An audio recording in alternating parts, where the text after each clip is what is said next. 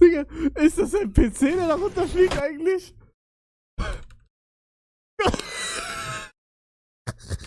Hugo, ich hasse dich.